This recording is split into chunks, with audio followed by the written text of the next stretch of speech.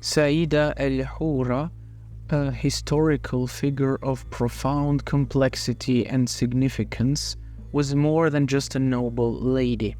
Her life unfolded against the backdrop of transformative historical events, as she emerged as a formidable leader and a legendary figure, often dubbed the Pirate Queen.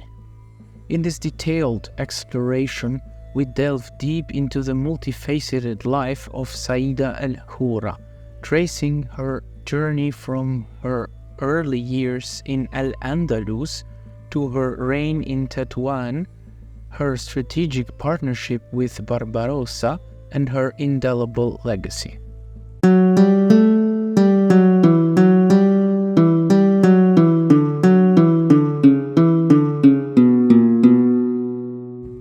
Born in the late 15th century, Sayyida al Hurra's life was profoundly shaped by the tumultuous events of her era. In 1492, the expulsion of her family and countless fellow Muslims and Jews from Granada by Ferdinand and Isabella marked the end of Muslim rule in the Iberian Peninsula after nearly 8 centuries. Aisha, as she was likely known at birth, was born into this world of upheaval. What set Aisha apart from her contemporaries was her remarkable education. She excelled in languages including Castilian and Portuguese and delved into theology. Notably, her teachers included the celebrated Moroccan scholar Abdullah al-Ghazwani, who prophesied that this girl will rise high in rank. In 1510, Aisha took a momentous step toward fulfilling al-Ghazwani's prophecy when she married Abu Hassan al-Mandari, who had been the governor of Tetuan since 1505.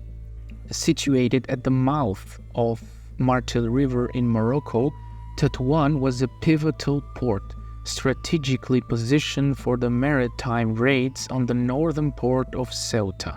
This fortified city had endured the ravages of the Portuguese in the 15th century, but it was resurrected under the leadership of Granadan Captain al-Mandari.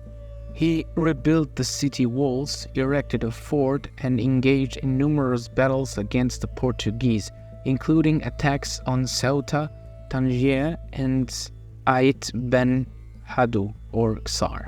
Historians disagree about whether Aisha married the original al-Mandari or a younger successor, possibly a son or a nephew. Regardless, her education, strong character, and independence set her apart as a political leader who required no male supervision, instruction, or approval. Her ability to make crucial decisions and effectively govern mark her as a leader of great promise. With Aisha as co-regent of Tetuan and her brother Moulay Ibrahim as the vizier to Ahmed al-Watasi, the Sultan of Fez, the Rashid clan, emerged as a powerful force in Morocco's effort to unite against the encroaching Spanish and Portuguese powers. Let's make a quick pause. We want to extend our deepest gratitude to our loyal Patreons whose support keeps this content thriving and accessible. Your commitment fuels our ongoing efforts to provide informative, engaging, and in-depth content. With your help, we can continue to explore fascinating historical figures like Sayyida al Hurra and bring their stories to life. If you're not already a Patreon supporter, we invite you to join our community and become part of this exciting journey. Your contributions make a significant difference in our ability to produce more content, delve into intriguing topics, and share knowledge with a wider audience. To support us, please click the link in the description and consider becoming a Patreon member. We look forward to welcoming you to our growing community. Unity was imperative in Morocco due to the changing dynamics in the Mediterranean. In 1488, the Portuguese circumnavigated the southern tip of Africa, establishing a direct sea route to Arabia, India, and Southeast Asia. This disrupted the traditional profits of North African merchants who had long served as intermediaries between Western Europe and Asia. Simultaneously, the Spanish clung tenaciously to their North African coastal outposts, viewing the Mediterranean as a vital region. The death of Aisha's husband, Abu Hassan al-Mandari, between 1515 and 1519 marked a significant turning point. She inherited the reins of Tetuan, effectively governing the city under the title of Sayyida al Hurra Hakimat Tetuan, which was translated to Sovereign Lady, Governor of Tetuan.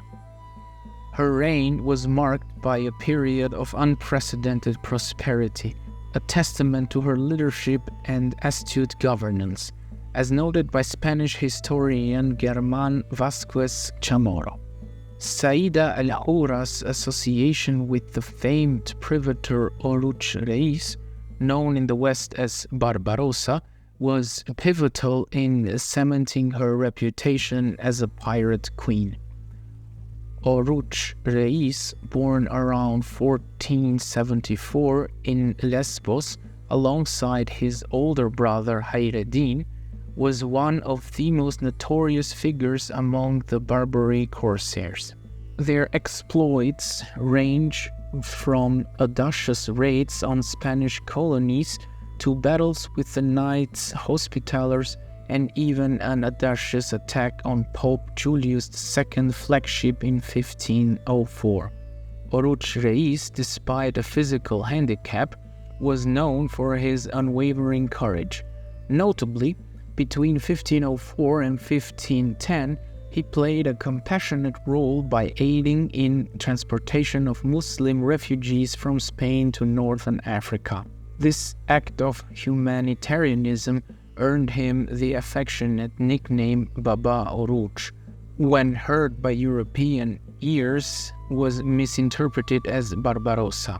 The alliance between Sayyida al Hurra and Barbarossa was a formidable one, and together they dominated the Mediterranean. They embarked on audacious raids on ships and coastal towns, taking Christian captives. Spanish sources from 1540 recount attacks on Gibraltar and the loss of much booty and many prisoners. The Portuguese, in contrast, prayed for Sayyida al Hurra's demise, while Sebastián de Vargas, the royal Portuguese envoy to the court of Fez, described her as a very aggressive and bad-tempered woman about everything. The question of whether Sayyida al Hurra and Barbarossa were pirates or not depends on one's perspective. In the 16th century, piracy was rampant and extended far beyond the South Mediterranean coast. English pirates, for instance, intercepted Spanish galleys returning from the Americas, and their spoils contributed significantly to government income of Queen Elizabeth I. In contrast, during Sayyida al Hurra's era, Morocco did not have a navy and depended on privateers to safeguard its coast. Many of these privateers were Andalusians who had been expelled from their homeland and had settled in places like Tetuan. Under the command of Sayyida al Hurra, they played a vital role in defending Morocco against the aggressive colonization policies of Spain and Portugal. This resistance was instrumental in preventing the enslavement of local populations. In 1541, Ahmad al-Watasi sought to secure support for his beleaguered dynasty and proposed marriage to Sayyida al Hurra. She accepted the proposal but insisted that the wedding take place in Tetuan, marking a historic departure from tradition. This unconventional wedding garnered significant attention, even reaching as far as Madrid, where it was interpreted as the Muslim equivalent of the powerful marriage between Ferdinand of Aragon and Isabella of Castilla. Sayyida al Hurra's power and influence reached their zenith during her marriage to Ahmed al-Watasi. However, her diplomatic conflicts with the Portuguese in Ceuta led to severed commercial ties with Tetuan. Local merchants voiced their dissatisfaction with her leadership, citing her occasional fiery temperament and pride as detrimental to business interests.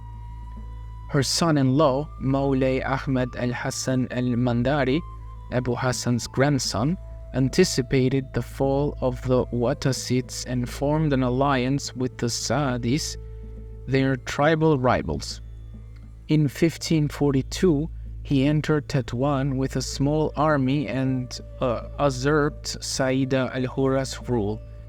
Recognizing the changing tides, she retreated to Chefchaouen, where she spent nearly 2 more decades until her passing on July 14, 1561.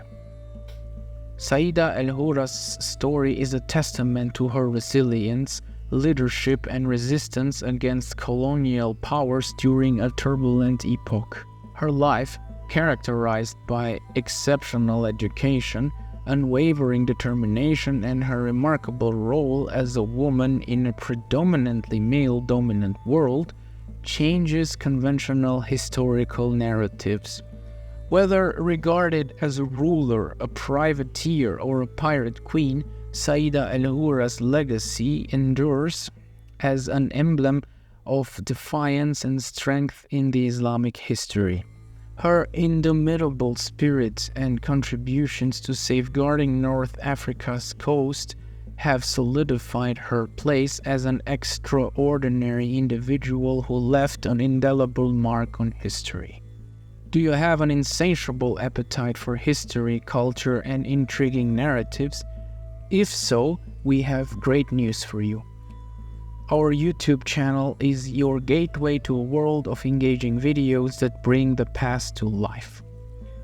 To stay up to date with our latest videos and ensure you never miss out on the historical adventures, make sure to hit that subscribe button and ring the notification bell.